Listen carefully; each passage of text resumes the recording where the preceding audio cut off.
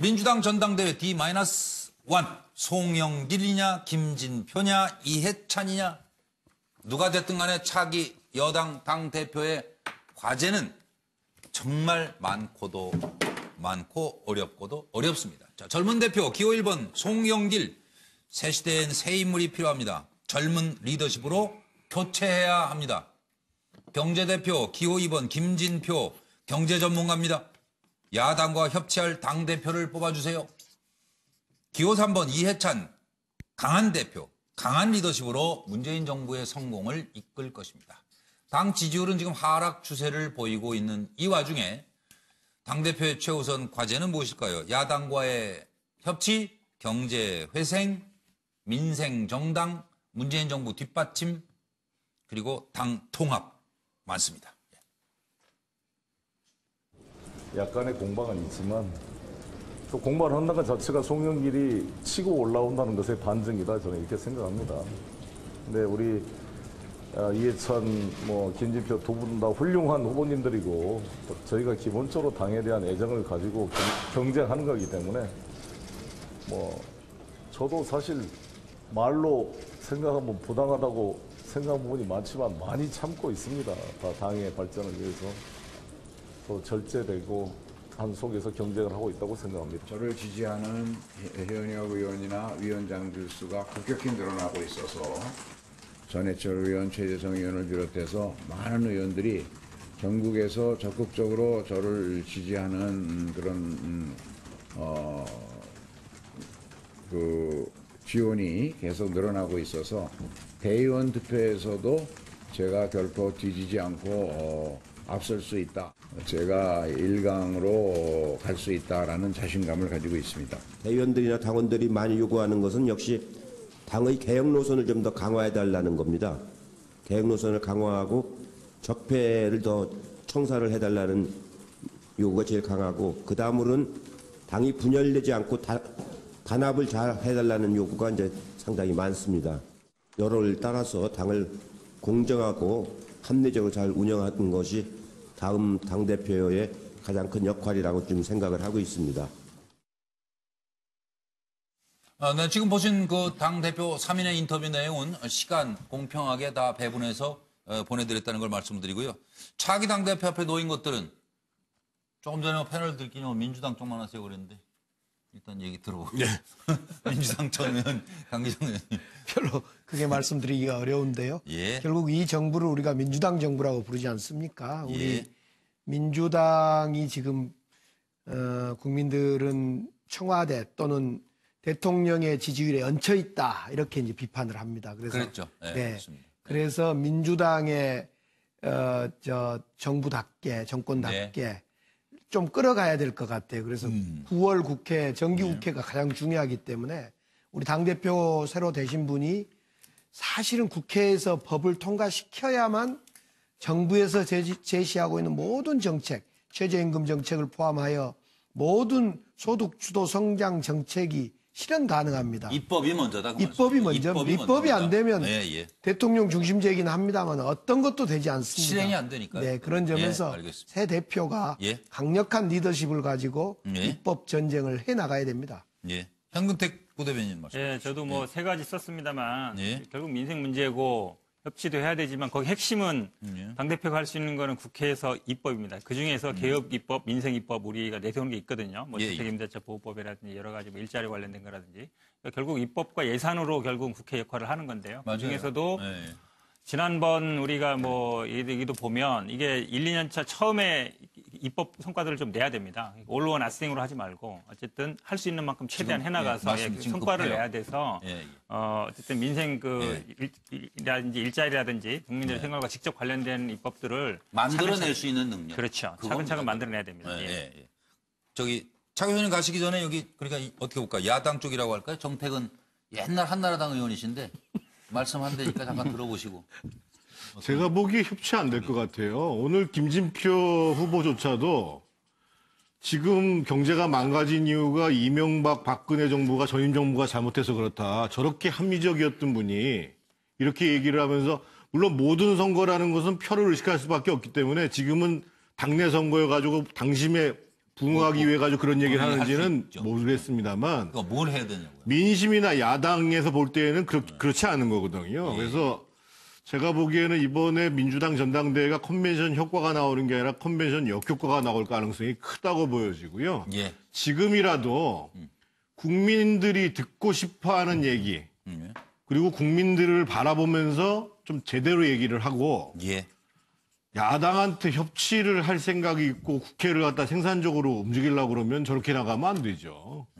더더군다나 지금 야당이 협조를 안 해줘가지고 민생법안이 다 안 된 것처럼 얘기를 하는 이런 분위기 속에서는 야당 협조 불가? 제가 보기에는 전당대회가 끝나도 국회가 잘 돌아갈지 걱정스럽습니다. 그럼 뭐 최재현 교수. 예, 뭐 지금 차기 당대표 앞에 지적하고 놓인 것은 제가 싶어요. 생각했을 때 독이 된 승배가 아닐까 하는 생각을 그만큼 해봤습니다. 어려운 자리예요. 예, 어려운 자리죠. 뭐 개인 입장에서는 뭐 여당의 대표가 됐으니까 입신양명한 거고요. 뭐 가문의 윤곽이긴 하지만 지금 민주당을 둘러싸고 있는 그 집권 세력을 둘러싸고 있는 문제가 하나둘 아니라는 것이죠. 지금 지지율 하락세가 지금 보이고 있는 것이거든요. 그런 부분들을 민심을 어떻게 잘 추스를 것이냐. 그리고 또 상당히 생각보다는 또 경선이 치열했어요. 그렇기 때문에 경선 후유증 이것을 당내 합을 어떻게 가져갈 것이냐 부분이 있는 것이고 앞서 두 분이 말씀하셨지만 개혁 민생입법을 어떻게 할 것이냐 부분에 있어서 여소야대 국민을 어떻게 극복할 것이냐 이 정치적 난제를 잘 풀어나가야 되는데 말 그대로 정말 힘든 그 짐을 아마 지고 나가야 되지 않을까 생각이 듭니다. 그렇습니다. 그래서 바로 협치 얘기를 좀 해보겠습니다. 말처럼 쉽지는 않겠죠. 협치라는 것이. 일단 청와대가 협치 내각 카드는 접었습니다.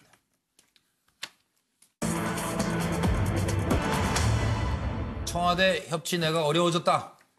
2기 내각이 그래서 의원 입각으로 선회하는 것 아니냐. 도대체 왜 불발이 됐는지 그 원인을 한번 짚어보고 가야 될 것 같습니다.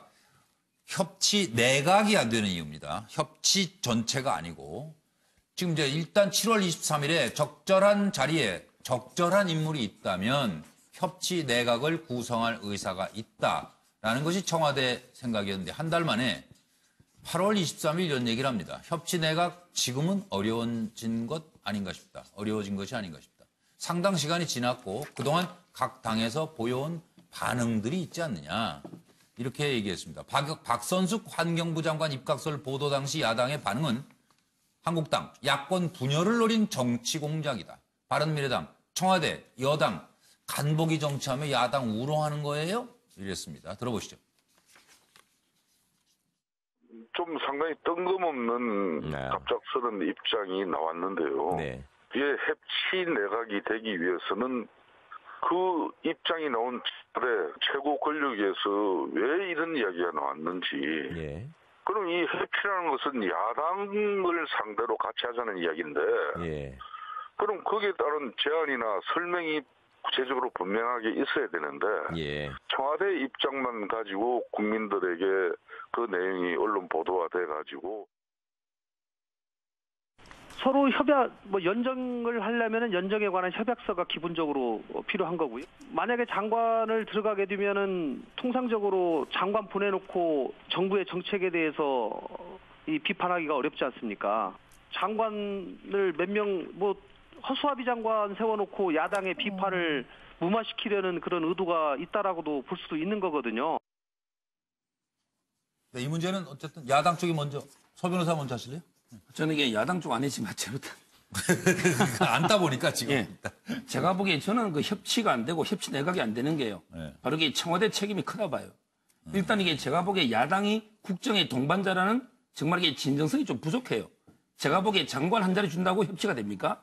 뭔가 이게 정례적으로 만나고 수시로 야당 의견 듣고 하는 게 부족하고요.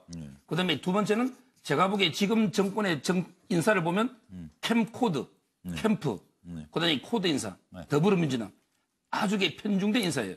제가 보기에 대통령을 반대하는 사람들에게 천하 인재들을 두루두루 써서 폭넓게 쓰는 게 아니고 캠코드의 편중 인사니까 거기에 한 자리 가봤자 제 역할을 못 하잖아요. 그게 문제고요.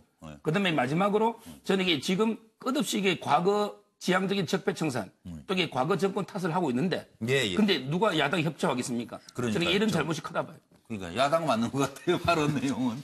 강기정 전 의원님. 지금 이제 지난 5월에 제안했던 상설협의체가 가동되기 시작했습니다. 이걸 통해서 이제 입법 성과도 좀 내고 여러 가지 협치의 실험을 하게 될 것 같습니다. 그래서 우선은 이번 개각, 뭐 다음 주에 있을 예정이라 하는데 이번 개각에서는 소폭으로 매우 필요한 핀셋 개각을 하고 연말 연초 정기국회가 끝나고 정말 마지막 기회가 이제 우리 정부로 보면 20대 국회의 마지막이기도 하고 그러니까 내년에 한번 다시 협치 내각을 실험해 볼 기회가 올 것 같습니다. 그때를 기다려야 될 것 같습니다. 그때 한번 재시동거는 할까요? 그런. 그거 어떻게 보세요? 정 의원님. 저는 쉽지 않다고 봐요. 상설협의체가 만들어진다는 거 하고 실질적으로 내 것을 좀 수정하고 또 상대방의 주장을 받아들이겠다고 하는 마음하고는 다른 거거든요. 그럼 그건 한번 협치내각 필요성에 대해서는 어떻게 생각하세요? 협치내각 자체가 중요한 게 아니에요. 그래요? 네. 아예 내각이 의미를 가지려면 연정내각을 만들어야죠. 협치내각 가지고는 얘기가 안 되는 문제고요.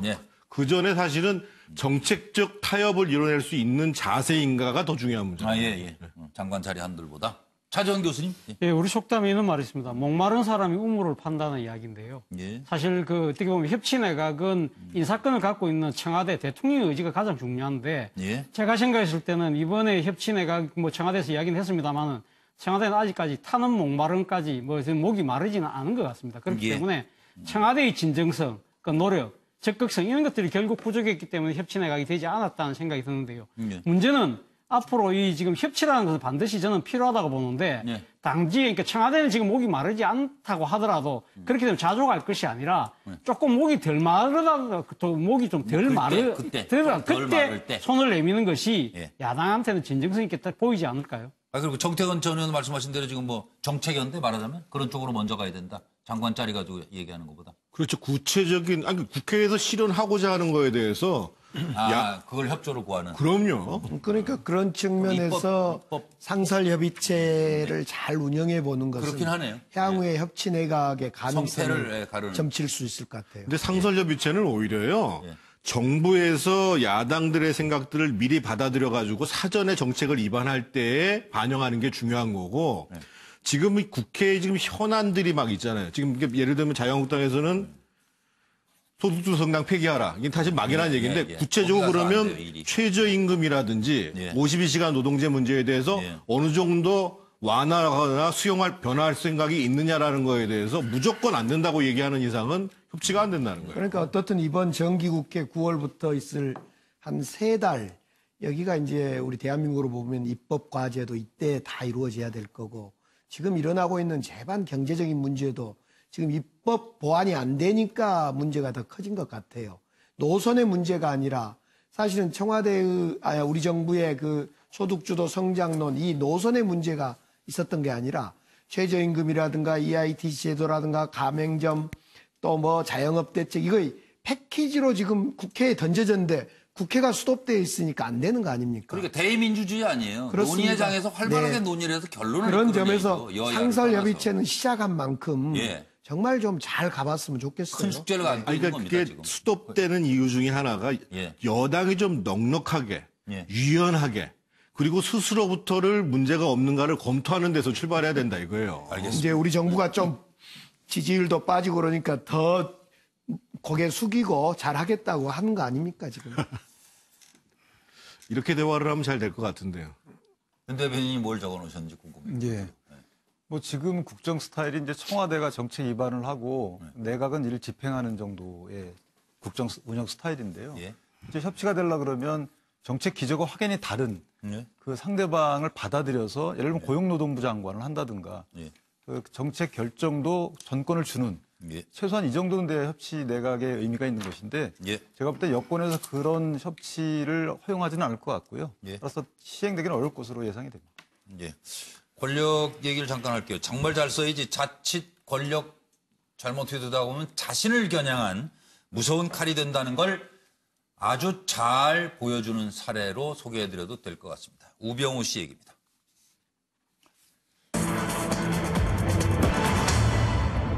경찰이 불법 사건 수임 혐의로 우병우 전 수석을 수사 중이라고 합니다. 선임계 없이 변호했다는 얘기인데요. 쟁점이 뭔지 잠깐 짚어보겠습니다. 길병원에서 3억을 받았는데 우병우가 선임계를 내지 않고 변호했다 이렇게 해서 경찰이 수사하는 겁니다. 길병원이 이길려 비서실로 10억 원의 비자금이 흘러간 혐의를 잡고 횡령 배임으로 수사선상에 이제 오르니까 착수금으로 1억을 줬다는 거예요. 내가 사건 3개월 안에 마무리 지어주겠다. 인천지검 부천지청장을 지낸 우병우를 그래서 선임하게 됩니다. 이것도 대형 로펌의 조언에 따라서 저 우모라고 있는데 가보세요. 그래서 이제 선임해서 자, 이 사람이 이제 우병우가 가서 최재경 당시 인천지검장을 만났다는 거예요. 그리고 3개월이 지나자 길병원 비서실장, 팀장, 인천시 공무원 등 10명 기소로 딱 마무리되고 이길려 회장은 무혐의가 됐다. 이겁니다.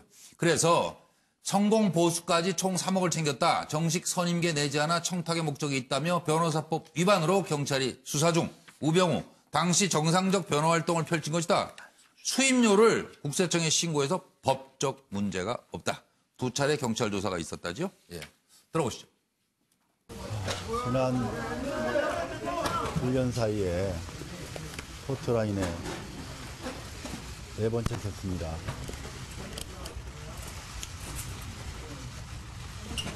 이게 제 숙명이라면 받아들이고 또 헤쳐나가는 것도 제 몫이라고 생각합니다. 감사합니다. 들어가겠습니다. 불법 사찰 지시하시고 비선 보고 받았다는 혐의 인정하십니까? 이거 뭐 검찰에서 충분히 밝히겠습니다. 국정원의 이석수 특별감찰관 불법 사찰 지시하셨습니까? 고맙습니다. 들어갈게요. 고맙습니다. 그리고 지금 잠깐 보시는 화면은 과거 인터뷰입니다. 이게 지금. 그래서 그걸 참고해 주시고 변호인들만 서정욱 변호사부터 말씀해 주십시오. 제가 보기에 일단 그 변호인 선임계를 안 내고 변호하면요. 예. 그러게 변호사법 29조의 2 위반은 맞아요. 예, 돈을 받든 안 받든. 예. 근데 이제 그 처벌 조항에 가보면요. 예. 113조에 보면 처벌 조항은 이게 조세를 포탈하거나 아니면 이게 또 관계법에서 사건이 수임이 제한되는 거 있잖아요. 이걸 이게 회피하기 위해서 선임계 안 낸 경우에만 처벌합니다. 근데 우병우 저분에게 제가 보기에 세금은 냈잖아요. 조세 포탈 목적은 아닌 것고요. 그다음에 관계법에서 뭐 제한이 법적으로 있는 것 같지는 않으니 그러면 이게 일단 처벌하기 좀 쉽지 않지 않을까 이런 생각이 들거든요. 네, 맞습니다. 기껏해야 아마 그러니까 선임계를 안 내고 변호를 했다는 거는 뭐 변협에서 징계를 하면 과태료 뭐 200만 원 정도 나오는 밖에 안 됩니다. 예. 그런데 문제의 핵심이 뭐냐면 1억 원의 착수금을 받고 그 이사장을 빼줬다. 어쨌든 지검장을 만나서 무혐의가 됐다는 것이죠. 비서실장만 되고 그렇죠. 비자금들이 뭐 10억 이상 되는데 그러다가 이제 경찰이 이번에 다시 또 뇌물 사건을 수사하고 있는 거 아닙니까? 그래서 그 부분이 사실은 더 중요한 부분입니다. 결국은 우병우를 선임해서 3억을 들여서 빠졌다는 거죠. 이사장이 무혐의됐다. 그거는 혐의의 상태죠. 그 부분에 대해서 아마 경찰이 과연 수사를 할 수 있느냐 없느냐가 제가 보기 이 사건의 핵심이지 예. 선임계 내고 안 내고는 그렇게 중요한 얘기가 아닙니다. 아, 그래요? 예. 근데 뭐 저희는 잘 모르니까 윤기찬 부대변인 변호사시니까 그러니까 선임계를 내고 안 내고 뭐 이왕이면 이런 큰 사건 맡으면 내는 게 낫잖아요. 원래 내야 되는 거고요. 법적으로. 예, 그러니까 좀 말씀하신 것처럼 탈세 목적이 아닌 한 이제 처벌은 안 됩니다. 변호사법에서. 그러니까 저분이 아마 법을 잘 아니까 저렇게 설명을 하신 것 같고 다만 경찰은 아마 변호사법 위반으로 강제 수사를 위해서 그렇게 의율은 해놓고 실제로 아마 알선수재 혐의를 적용하려고 하지 않을까 이런 생각이 들고요. 또 하나는 이제 길병원에서 개인 비리 사건을 법인의 돈을 선임료로 줬기 때문에 횡령 혐의도 아마 같이 적용될 가능성이 좀 있죠. 그리고 잠깐 짚어보겠습니다. 폼페이오가 다음 주에 북한 갑니다. 과연 무엇을 들고 나올 수 있을까요?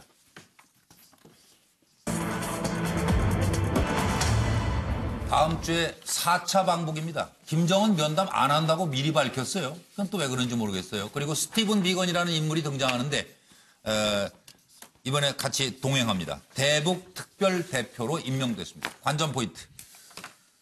이틀간 극비리 방북해서 사진 2장을 공개했던 지난 3월 31일에 1차 방북. 이때는 북미 정상회담 물밑 조율을 한 것이고요. 그리고 5월 9일 2차 방북.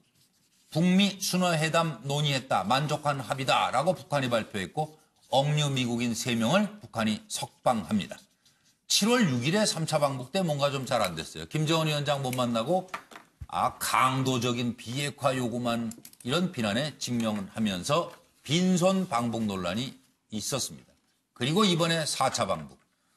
다음 주 월요일 스티븐 비건 대북 특별대표와 방북하게 돼 있습니다. 김정은 위원장 만나는 것은 포함되지 않는다고 밝혔습니다. 네. 네 번째 방북길 관전 포인트. 북핵 신고 그리고 미국 종전선언 빅딜이 성사될까? 김 위원장 이번엔 만날까? 2차 북미 정상회담 그리고 9월 종전선언이 조율될까가 핵심입니다. 들어보시죠.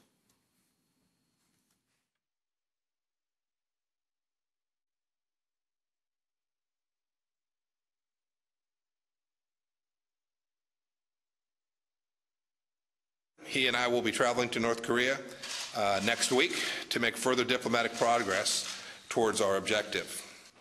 This begins with the final, fully verified denuclearization of North Korea as agreed by Chairman Kim Jong-un at the summit with President Trump in Singapore.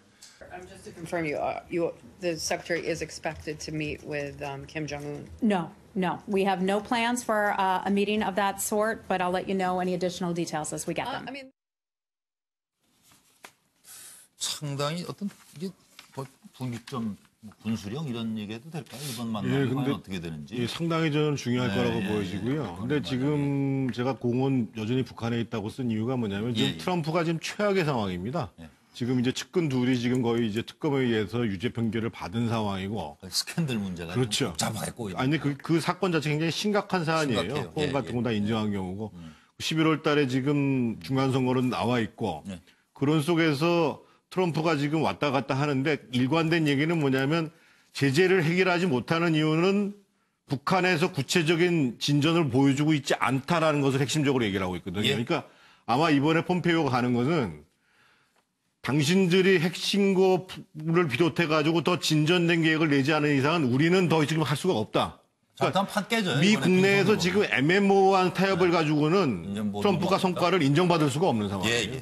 강기정 전에는 지금 이제 남북 정상회담도 일정을 못 잡고 있고 지금 이 폼페이오 방북을 또 기다리고 있는 거 아닙니까? 그런데 지금 조셉 윤이라고 비건 지금 대표 전임 대표 조셉 윤이 뭐라고 했냐면 이 지금 얽혀 있는 이걸 비핵화와 종전선언의 이 과정에 얽혀 있는 이 난제를 풀기 위한 과도기적 징검다리로 북미 연락사무소 개소하면 어쩌냐 이런 이야기를 하고 있습니다. 이번에 최소한 폼페이오 다녀온 이후에 이런 연락사무소 개소 정도라도 타협책을 내놔야지 어떤 것이 좀 굴러갈 것 같습니다. 차 교수님은 어떤? 저는 그 폼페이오 방북 자체가 중요한 변곡점이 되지 않을까 생각인데요. 만약에 이번에서 양측이 어떤 식으로 성과를 못 내면 협상이 자초할 가능성이 있다. 나름대로 좀 뭔가 성과를 내면 협상의 돌파구를 만들 수 있다. 그런 측면에서 상당히 주목된다고 할 수 있겠습니다. 네, 알겠습니다. 수고들 많으셨습니다. 이제 김주하 앵커가 MBN 뉴스파를 준비하고 있습니다. 계속해서 MBN 시청해 주시기 바랍니다. 저는 다음 주 월요일에 다시 뵙도록 하겠습니다. 고맙습니다.